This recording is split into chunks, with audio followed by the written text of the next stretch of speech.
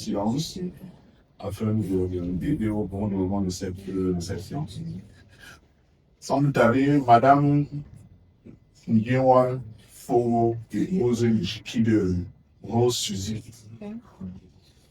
Bienvenue à ce nom de l'UE5. Nous sommes là pour la détection et le traitement du paludisme en Afrique centrale. Vous avez la parole. Merci, M. le Président. Vous pouvez vous asseoir. Monsieur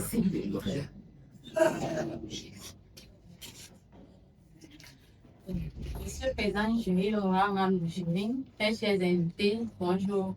Je suis Nyewa Rose, épouse individuelle Rose Suzy, tech dreamer en analyse de données. J'ai travaillé dans certaines incohérences au niveau du taux de traitement et du taux de mortalité à travers le tirage d'élection parce que un taux de traitement de 100% signifierait qu'il n'y a pas de mortalité.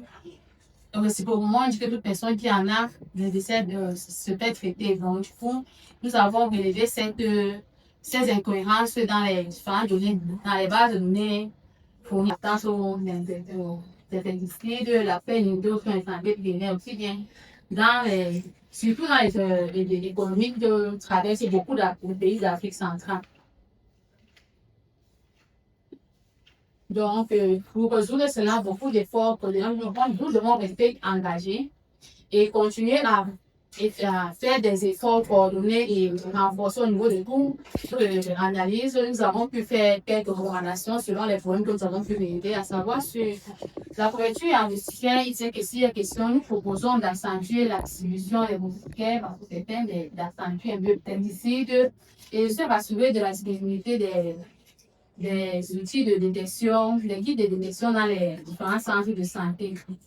Pour les pulvérisations intra-domiciliaires, dans notre quotidien, nous n'avons pas l'habitude d'avoir des personnes qui ont vraiment cette stratégie mise en œuvre. Pourtant, la nouvelle femelle qui est responsable du paludisme ne dit pas qu'à partir de 23 heures ou de nuit, quand on dort déjà, mais à partir de la nuit, on il est là. Et cette pulvérisation intra-domiciliaire permet de nous protéger un peu en restant pour salon en soirée, qui n'est pas vraiment mise en œuvre dans la plupart des communautés.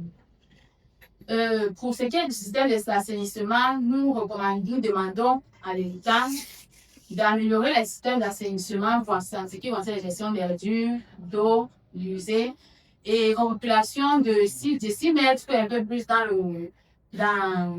l'amélioration de l'encombrage des décès et de rendre un milieu de vie propre. Et pour l'État également, nous recommandons de retirer du marché les insecticides qui ne sont pas adéquats dans le cadre de la lutte contre les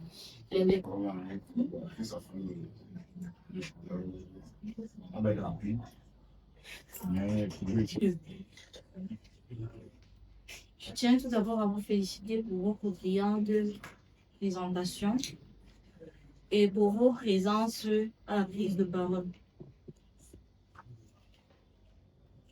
Je vous invite à vous chronométrer dorénavant pour améliorer votre respect du temps. Maintenant, nous allons passer à votre document.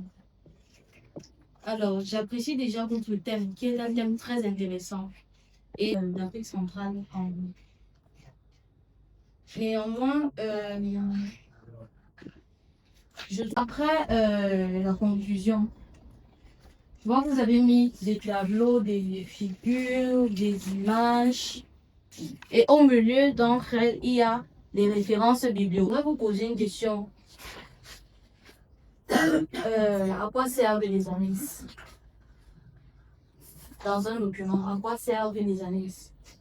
Cette année, c'est un peu plus illustrer ce qui réside dans le document, de montrer un peu les réalités ou les documents ces annexes également, ça peut être des documents dont on a besoin, qui ont été utilisés, peut-être des autorisations ou des références qui ont été utilisées pour mieux renchérir le document. Et c'est quoi une bibliographie?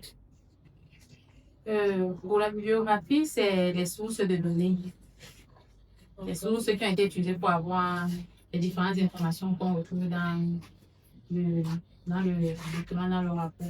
Et ces sources de données servent à quoi? Ça permet de se référer, de savoir si ce qui est dit, si ça, on peut retrouver ça quelque part, si c'est fiable, si c'est pas une invention en fait.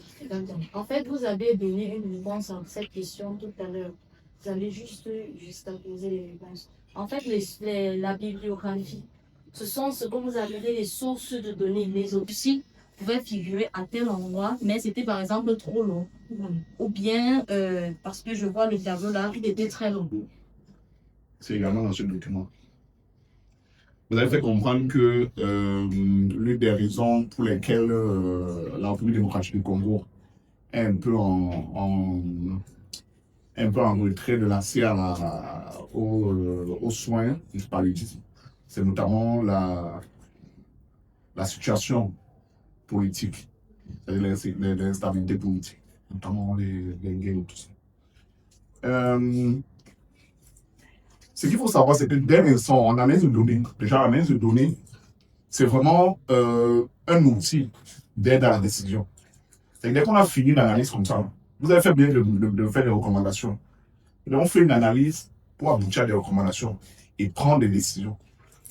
Et si on prend le poser, c'est quelles données avez-vous utilisées pour faire la combinaison entre l'accès en soins du paludisme et la situation géopolitique en Afrique. L'action qui a été faite au niveau de ces pour utiliser ce critère pour essayer d'expliquer le pourquoi la République démocratique du Congo